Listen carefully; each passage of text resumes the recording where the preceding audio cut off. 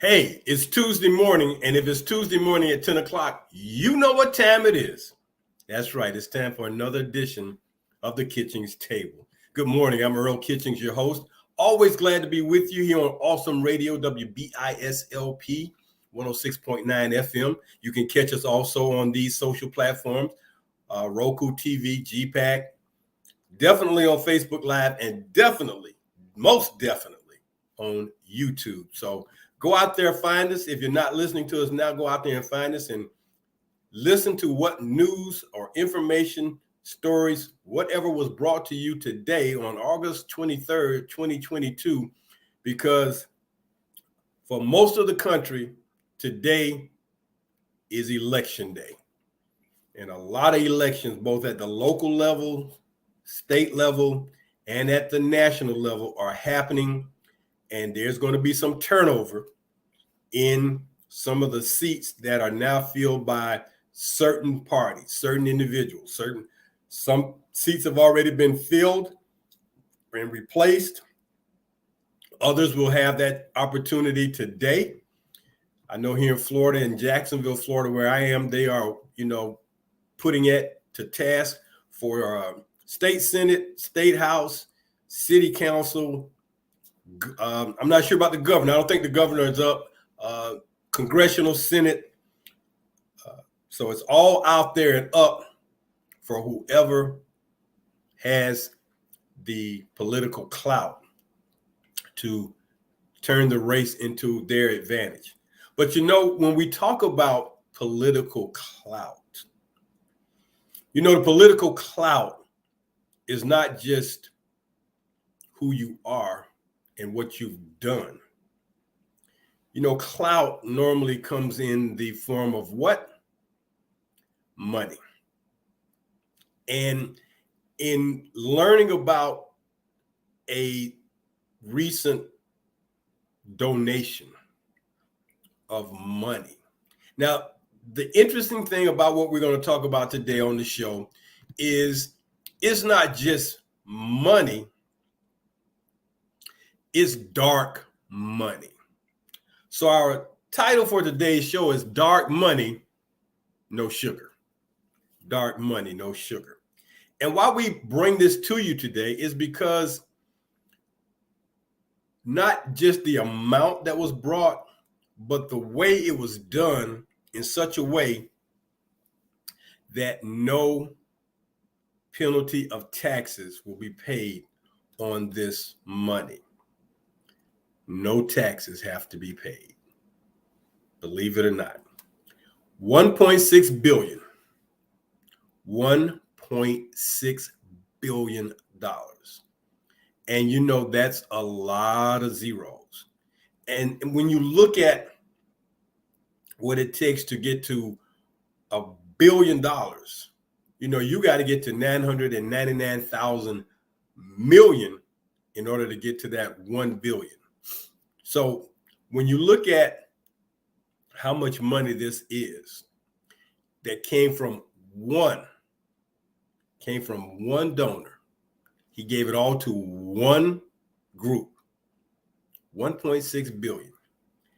And when we think about the needs that we have in this country, that we have in America, when we think about the needs of people who are hurting, who are hungry, who are homeless, who are in need of medical attention, the veterans who need a medical attention. When you think about what you could do with $1 billion,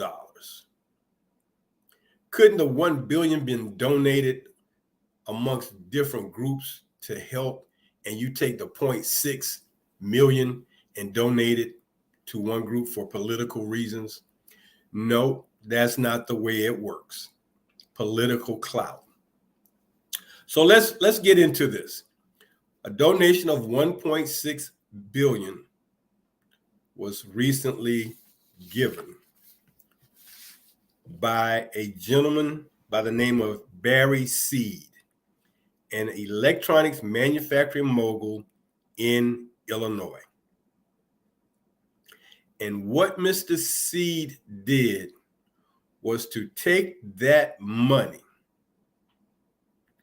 and give it to a gentleman and his nonprofit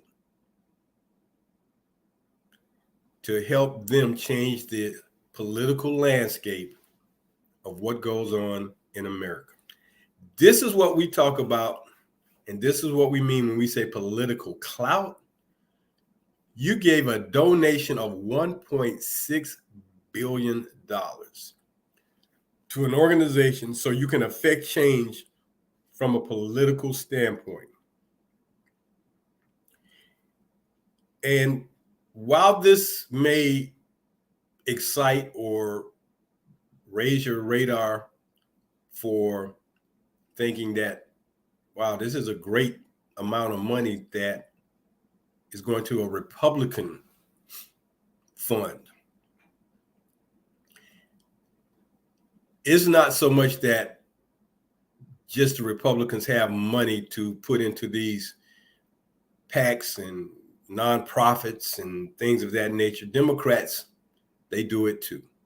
And we're going to share that with you later on today. But as it states here in the article that we discovered, that the cash infusion was arranged through an unusual series of transactions that appear to have been void of tax liabilities. Mr. Seed is a longtime conservative donor, made his fortune as the chairman and chief executive of an electrical device manufacturing company. So when you think about when they had this problem with the chips that go in computers, and there was a shortage of chips, and car manufacturers and other manufacturers who needed these chips, there was they were just not there. The companies weren't able to get them. Imagine him making these chips and charging a nice penny for them. The name of his company was called Trip Light. TRIPPLITE, Trip Light. And Mr. C donated 100% of the shares of Trip Light to a Mr. Leonard A. Leo, whose Republican donors and politicians, what they're interested in doing is financing judicial appointments, abortion rights, voting rules, and climate change. They want to force the issue for the people who can affect abortion. They are anti-abortion. Voting rules, which means gerrymandering changes and things of that nature. Climate change. As bad as we see the climate getting in the country and around the world, the flooding and everything else that's going on, how can you deny that the climate, the earth is not heating up a lot more? And then judicial appointments. The people who affect our court system, our justice system, our Supreme Court, our state Supreme Courts, our local courts. They want to affect these things. So the money was given to the nonprofit called Marble Freedom Trust. And a few shows back, I brought to you the name of a bank that was a politically synergized bank called the Chain Bridge Bank, located in Alexandria, Virginia. And this bank is where a lot of the political people put their campaign funds. Now, most of us may go to a bank that is a standalone bank. You drive up to a bank, it's its own bank, drive through, things of that nature. Well, the Chain Bridge Bank is not a standalone bank. It is located in a building, in a plaza, in I think a 6-story building. So you wouldn't recognize it unless you walked into it. We're going to an office in this building, and it probably has good space in there, but it doesn't look like your normal bank. And many politicians put their money in this bank. And what happens with it is sheltered, covered, whatever you want to call it, until they need it. And these PACs put their money in these banks, in this particular bank, and it has some coverage. So the perspective they gave in the article said that the 1.6 billion that the Marble Trust reaped from the sale is slightly more than the total of 1.5 billion spent in 2020 by 15 of the most politically active nonprofit organizations that generally align with Democrats. There you have it. So 1.5 billion by 15 political nonprofits for Democrats in 2020. The Republicans get that plus $1 extra million from one guy in one stroke of the pen. And we don't, you really probably don't think about it, but the next time you get mailings in your mailbox, the big postcards asking you to vote for a specific individual for a specific seat in a specific state or city, the money filters down to those campaigns. TV ads. When you see those TV ads running, that is a lot of money being spent. So if you see it in your city, imagine it running in 200 cities in all the states. Those ads cost money, especially when they're done during prime time. And prime time is when? Most particularly from 6 p.m. to 11 p.m. Primetime TV. News starts at 6, goes on to your normal TV programming starting at 8, 9, 10. That is truly prime time. 8, 9, 10 p.m., that's truly prime time. Till 11, then it tapers back off. So the Democrats have been getting this dark money, just maybe not in one big chunk like this. However, they get this money and they use it for political gains and advantages. Now, what they're saying is the Marble Freedom Trust would help conservatives level the playing field when it comes to spending in these political campaigns. Now, when we talk about how this happens, the thing about this dark money is this. It can be spent on politics with unlimited spending, and the funds are not subject to corporate disclosure rules of public companies. Marble Freedom Trust says that the 1.6 came from the sale of gifted company and subsidiaries, but indicated that it withheld identifying information to protect donor confidentiality, which means they got it. They're not going to tell you who gave it. Well, this came out, and Mr. Barry Seed gave this tremendous gift. Now, what is dark money, you may ask? What does that do? How does that work? Well, dark money refers to spending meant to influence political outcomes where the source of the money is not disclosed. Influencing political outcomes where the source of the money is not disclosed. And there are a few nonprofits that umbrella nonprofits from the IRS and from tax purposes. And we're familiar with the 501c3 as a nonprofit. But there's a 501c4, a 501c5, a 501c6. Political active nonprofits, such as a 501c4, are generally under no legal obligation to disclose their donors, even if they spend to influence elections. Now, that particular caveat in the business world, in the tax world, will be called a loophole. Somebody can give 1.6 billion. Now, this just happened to come out. Now, you know, if someone gave 500 million or 800 million and it never came out under this 501c4, they're not under any obligations to tell America. Yet the money just keeps rolling downhill.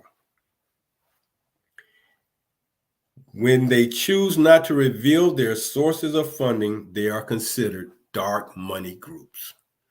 So again, dark money equivalates to the term opaque. Opaque means you can't really see through it.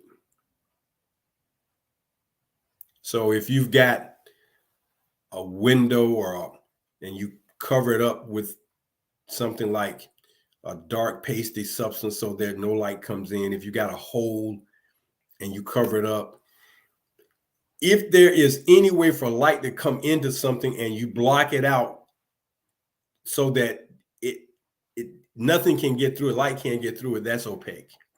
Dark money, dark. So when they choose not to reveal their sources of funding, and they're called dark money groups, I did look into the number of dark money groups there are out there. We're going to bring that to you in our pantry section today because it is just unbelievable the number of groups that are considered, quote unquote. You can call them dark money. You can call them nonprofits for political gains. But opaque nonprofits, quote unquote, shell companies, may give unlimited amounts of monies to super PACs. And while super PACs are legally required to disclose their donors, some of these groups are effectively dark money outlets wherein the bulk of the funding cannot be traced back to the original donor. A shell company. Again, shell. Think about a shell. If you put a shell down on a table, no light can come through. This is what they want to happen. They don't want you to know about it. They want it to remain anonymous. They want it to remain shielded from you. See, people talk about, and it's interesting how over the last maybe 5 to 8 years, the word transparency. We want to be transparent. Okay. That can be good in some instances. In other instances, my personal belief is it's just a distraction. It's just a distraction, a way to make you think we're going to talk about being transparent when in reality, it's not going to happen. We're going to keep it opaque. Dark money groups recently have spent about $1 billion, mainly on television and online ads and mailers. That's where the money goes, to those entities. So when we talk about this dark money, there are a couple of election spending that we've discovered, and then we're going to go into the political nonprofits. So there's hard money and there's soft money. Hard money is when donors must disclose, contribution limits apply, and organizations are allowed to coordinate their efforts to help elect the candidate. This is not a dark money group. These groups include committees, political parties, and traditional political action committees, which is a PAC. So when you hear the word PAC, when you hear them talking about this PAC did this and this super PAC did that, a political action committee, a committee that has its design set on affecting a change in some particular way for some particular issue by some particular group. PACs exist on both sides of the fence, Republican and Democrat. So don't think it's just one side. It's on both sides. Soft money. So hard money is traditional political spending.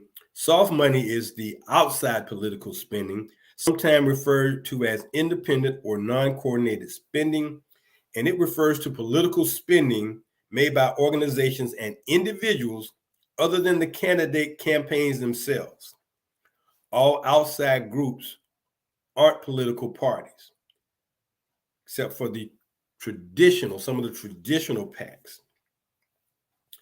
Then there are those donation groups may engage in direct political activities, including buying advertising that advocates for or against the candidate, going door to door, or running phone banks. So we've been bombarded with all of this over the last couple of months. You get the ads in the mail, you get the notes on your door, the hangers on your door, you get the calls. All this money is being spent just to affect political change in the political landscape. However, under soft money, organizations are not allowed to coordinate their spending with political candidates or parties. So they can spend the money, they just can't coordinate their efforts. Super PACs are required to disclose their donors, others are not. Some are, some are not. These non-disclosing organizations are referred to as dark money groups. Once again, dark money groups. When they don't want to tell you, that's dark money. Under the table money, if you want to call it, the bag of money that somebody just drops on you, gives you. No name, not where it's from, it's just there. And the Federal Election Commission, is in charge of looking into these types of situations. So when we talk about nonprofits, and it was just surprising to know that you got nonprofits and then you have these PACs. So I'm going to go through the nonprofit designations. And first of all, nonprofit tax-exempt groups organized under 501c of the Internal Revenue Code may engage in varying amounts of political activity. Because they are not technically political organizations, they are generally not required to disclose their donors to the public. This includes super PACs. So there are a number of types of 501c organizations with different structure, uses, and capabilities. None of these organizations are required to publicly disclose the identity of their donors or sources of money through some disclosed funding sources voluntarily. You can do it voluntarily if you choose to, but if not, you won't get penalized or fined. So again, here's a loophole for those people who have. For those people who have.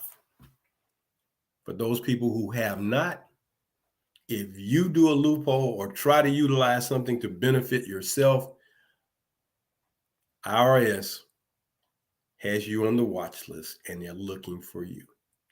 Not these people, though, because they're illegal. So we're going to start with the first group, the 501c3, and these organizations operate for religious, charitable, scientific, or educational purposes.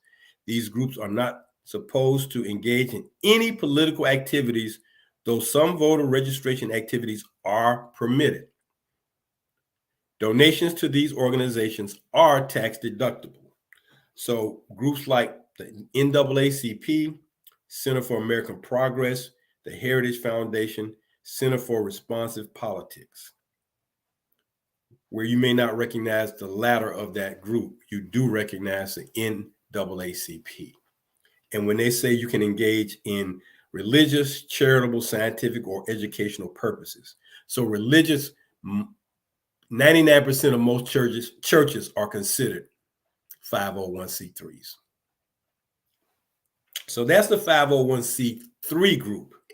501c4 groups, often referred to as social welfare organizations. Now, isn't that a unique way to describe a nonprofit? A social welfare organization. And the parody to that is these nonprofits are the most common kind of dark money group. Dark money with all this millions and billions of dollars, but they're considered social welfare. But yet people who are on social welfare may not see much of that money. They may engage in political activities as long as these activities do not become their primary purpose. The IRS has never defined what primary means or how a percentage should be calculated. So the current de facto rule is 49.9% of overall expenditures, a limit that some groups have found easy to circumvent. Donations to these groups are not tax deductible. Social welfare organizations, political activities, and primary or how a percentage should be calculated. Who are these groups? Social welfare organizations. Social welfare. Not welfare, social welfare. There's a difference, of course. The NRA, the National Rifle Association, Planned Parenthood, Majority Forward, One Nation. The first two you've heard of. Majority Forward, One Nation, maybe not so much. And that's because they're social welfare organization. So these nonprofits are the most common kind of dark money groups. Then we have the 501c5, 345. These are labor and agricultural groups and may engage in political activities as long as they adhere to the same general limits as the 501c4 organizations. They are generally funded by dues from union employees. So you pay your taxes, you pay your union dues. This money is spread out, dispersed in all kinds of ways. Isn't the IRS a great organization to have where they can govern how this money comes in and goes out? Donation to these groups are not tax deductible.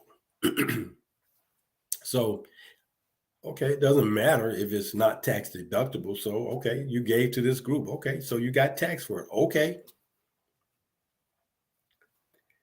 Groups you may know as 501c5, Service Employees International, American Federation of Labor and Congress of Industrial Organizations, which is the AFL-CIO, American Federation of State, County, and Municipal Employees, the AFSCME. These are your labor and agricultural groups that may engage in political activities under the 501c3 designation. That's not their primary business, but there's that loophole that if they want to donate money to affect the change that will help their particular need, they can. And the politicians know this. That's why when you hear them speaking to certain groups or going to certain plants or factories and things of that nature, they're not there so much for the building of products as to engage the people of the unions who manufacture the products, the labor unions, the agricultural unions. It's all a plan. So 501c3 operate for religious, charitable, scientific, or educational purposes. 501c4, social welfare organizations, most common kind of dark money groups. 501c5, your labor and agricultural groups. And then there's the 501c6. These are business leagues, chamber of commerce, real estate boards, and trade associations, which may engage in political activity as long as they adhere to the same general limits of the 501c4. Again, donation to these groups are not tax deductible. So the U.S. Chamber of Commerce, the American Bankers Association, the National Association of Realtors, these are all considered 501c6 organizations. Business organizations, Chamber of Commerce, real estate boards. Again, these organizations have a destiny for what they are trying to do when you say they can donate money to political activities to affect the change. There's another loophole that the IRS allows. So your 501c3s, you can't engage in political activities. But these other groups, the 501c4, 5, and 6, sure, you can give your money. You can, don't be in it too heavily, but yeah, you can give something. So when Mr. Barry C. decided that he wanted to donate his $1.6 billion to the Marble Freedom Trust, okay, no penalties. You won't be taxed. Everything is good. The loophole is there. We found a loophole and we used it. Not a problem. Hey, today is Tuesday, August the 23rd, 2022. This is the Kitchings Table. I'm your host, Earl Kitchings. Check us out every Tuesday morning on YouTube, Facebook Live, GPAC, Roku, on Awesome Radio, WBISLP 106.9 FM. We want to be an information source for you to gain knowledge and understand some things better. And if we don't explain it better, hey, send us a line and let us know what you didn't understand and look into something and see what we can find. So to finish out what we're talking about today on our topic, dark money, no sugar. Super PACs, hybrid PACs, LLCs, and shell companies, technically known as independent expenditure committees. Super PACs may raise and spend an unlimited amount of money and accept contributions from companies, nonprofits, unions, and individuals. They cannot give money directly to candidates. They are exempt from the limits on fundraising and spending that regular PACs must abide by. So that means when this man decided to give his money to this Marble Freedom Trust, then the Marble Freedom Trust can do what they choose to do with the money, and it's not taxable. So the Federal Election Commission must identify where the money is or who's making the money or making the donations. And it's done on a monthly or semi-annual basis in non-federal election years. And super PACs are quite transparent, except when the donor is a shell corporation or a nonprofit that doesn't disclose its donors. So the super PACs, yeah, we'll tell you who gives money until they come under the disguise of a 501c4, 5, or 6. Pop-up super PACs formed shortly before an election may game disclosure deadlines, enabling them to spend unlimited sums influencing races without disclosing their funding source until after voters go to the polls. That's a pop-up. And then they also have what they call a single candidate super PAC, which are run by individuals who are personally close to a candidate or formally associated with a campaign. So the loopholes, almost like a loop canyon, as large as these things sound like they are. Then we have the hybrid PACs, and it has the ability to operate both as a traditional political action committee, contributing funds to a candidate's committee, and as a super PAC that makes independent expenditures. To do so, these committees must have a separate bank account for each purpose. No problem. We open up the bank accounts. Not a problem. The committee may collect unlimited contributions from almost any source for its independent expenditure account, but may not use those funds for its traditional PAC contributions. Now, some of this sounds to be very, very legal jargon that requires lawyers, and that's why you have corporate lawyers who this is what they do. So you have these PACs.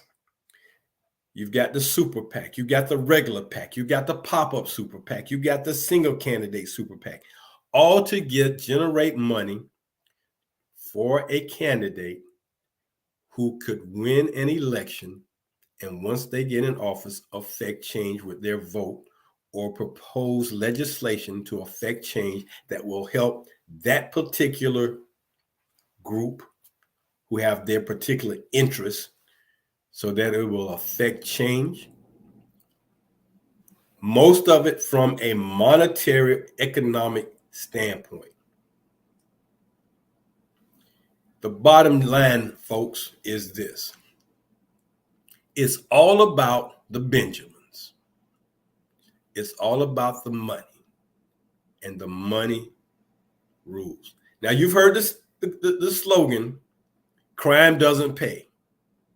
Well, if you've got these kind of loopholes, you don't have to worry about committing a crime. You don't. It's right there for you to take advantage of. It's been created for you. So don't worry about it. Once you go beyond the limits or the scopes that protect you by the IRS, then that's when you get in trouble. So no, crime doesn't pay unless you're a super PAC or a PAC or pop-up or a single candidate, or you a 501c4, 5, or 6. It does pay. LLCs and shell companies, limited liability companies, they perform a necessary business function, and their unique structure may be easily abused or used in order to hide less than above board activities. In politics, LLCs are sometimes established to help disguise the identity of a donor or source of money spent on behalf of a political candidate. Again, a shell company is a opaque company, and you can have a shell company on top of a shell company on top of a shell company on top of a shell company. You know the shell game, right? Where you got the 3 shells with the P under it, and you just move the shells around, and they ask you, guess where the P is. And when you guess that one shell is not there, that's why they call it shell companies, because the money moves from place to place and it's hidden. So super PACs, hybrid PACs, LLCs, shell companies, 501c4, 5s, and 6. These are all ways to protect that money from being bothered by the government. So in our pantry section today, we're going to talk about the monies given to the political groups. And although this is dated, in 2000, the total grants to political groups since 2008 has been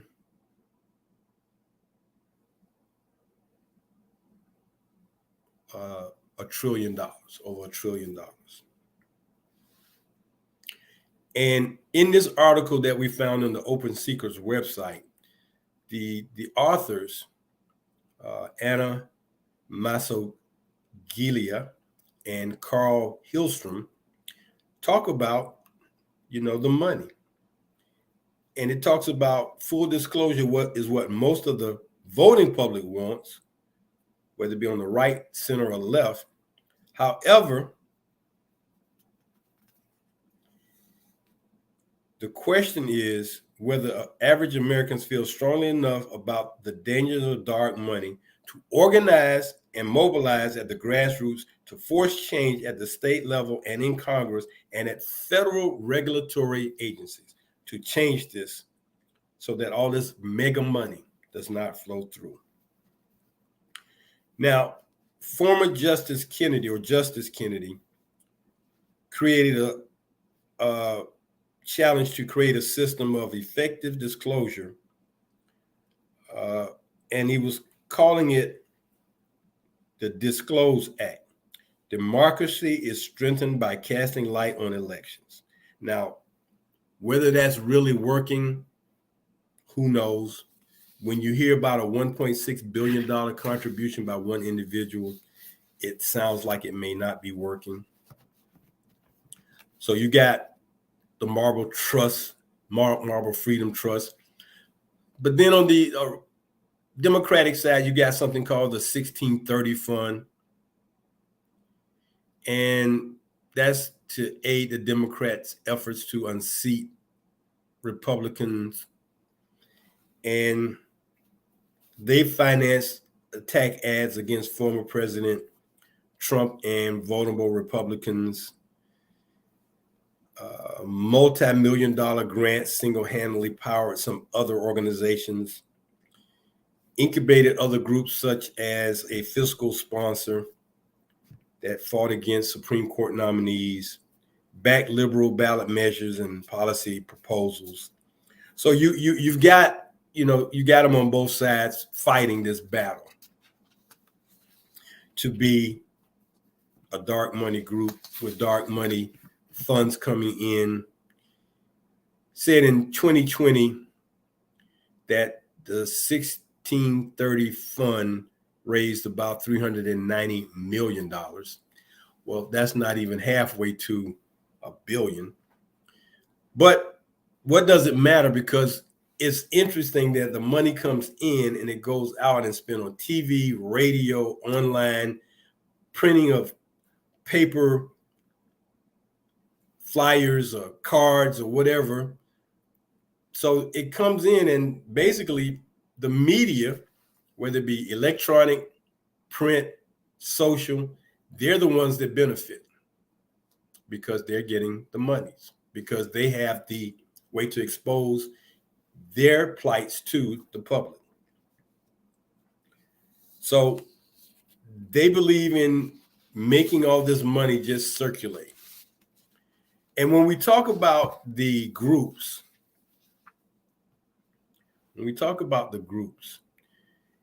I ran across a distinct group, and over a period of time, 3, 4, 5 years, they've raised X amount of dollars, and it's just amazing how much money is being spent on politics to affect change. So here's some of the political dark money groups and the type of money they raised over a 3 to 4 year period. Freedom Partners Chamber of Commerce, not a city, but that's their title. $323 million raised in a 3-year period. Center to Protect Patient Rights, $169 million. Crossroads GPS, $64 million. Sea Change Foundation, $62 million. Climate Works. And I'm just reading the names so you can, hear the names of these groups on the 501c4, 5, and 6, so you can kind of, place them in the place where they need to be. The Sea Change Foundation, $62 million. Climate Works, $51. TC4 Trust, $47. The Atlantic Advocacy Fund, $42. Americans for Job Security, $24. The Advocacy Fund, which is different than the Atlantic Advocacy Fund, $24. Wellspring Committee, $24. Open Society Institute, $19. American Action Network, $18. League of Conservation Voters, $17. Pharmaceutical Research and Manufacturers of America, $15 million. The Green Tech Action Fund, $15.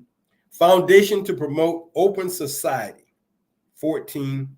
Donors Trust, 14. The National Christian Charitable Foundation, 12 million.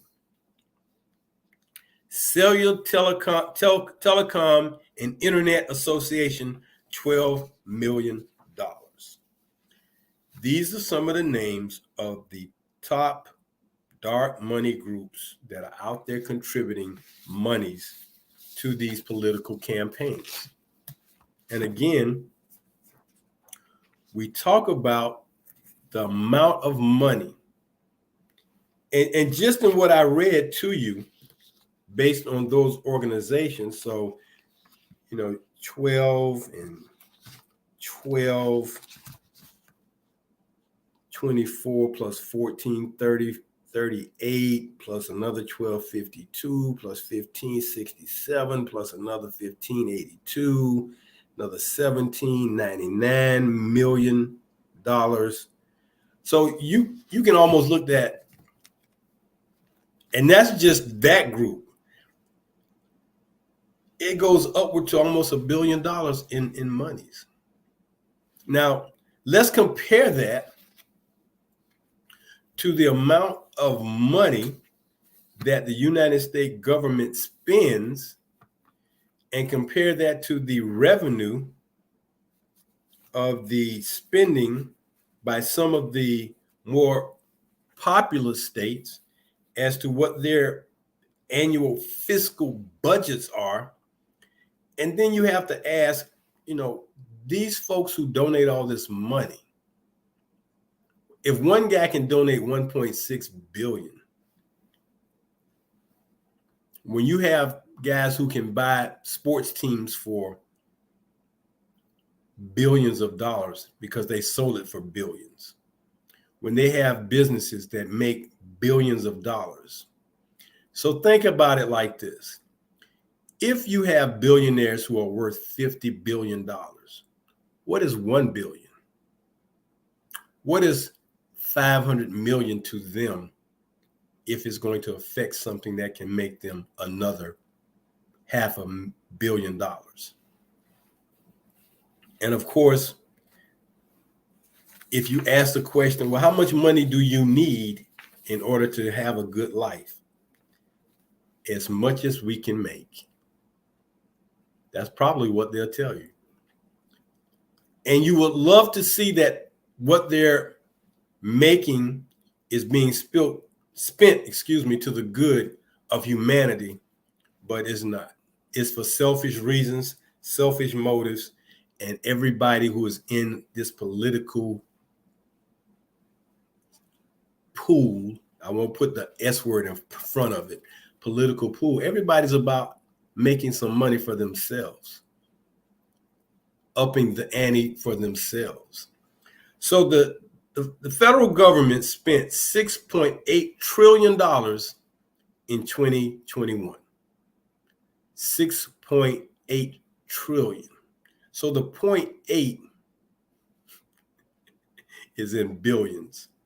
So $6.68 trillion the country, America, spent, which averages out to $20,634 per person that was contributed to the government spending. So when we look at the states and how much money they have in their annual fiscal budgets, $6.8 trillion. $1 trillion is a lot of money, quite a bit. But it takes 999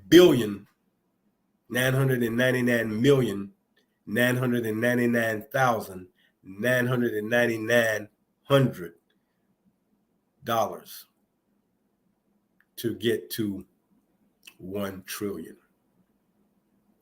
So if you're worth 50 billion, that's a great number, but $999 billion. So we took a look at the state budgets. California spent, or their budget in 2018, We don't have the more current ones, so we'll give you what we have. 263 billion, followed by New York at 152 billion, followed by Texas at 124 billion. These are the state budgets. Followed by Pennsylvania and Florida at 80 billion, followed by Ohio at 65 billion, along with Illinois, 65 billion, followed by Massachusetts, Michigan, and New Jersey, $54+ billion in the annual budgets. $54+ billion. So if you add up just those states alone, you still don't get to $1 trillion. Just those states. So the amount of money that is spent, that is raised, that is, we talk about the government spending and, well, the government was in a deficit of, trillions of dollars, yet we spent trillions, but we made trillions. Trillions was brought in. So don't let the big numbers, as they say, psych you out and make you think that there's no money out there, because there's a lot of money out there. And just to give you a heads up, the amount of money the United States has given to Ukraine in their plight against Russia, in the billions. Yet people are starving here in the United States, homeless here in the United States. So the priorities are a little skewed. Everybody who has got some or have more are looking at doing things to help themselves. Hey, my time is up. I hope you've enjoyed what we brought to you today on our topic, Dark Money, No Sugar, on WBISLP 106.9 FM. If it's a Tuesday, please join us every Tuesday morning at 10 a.m. for the Kitchings Table. I'm your host, W. Earl Kitchings.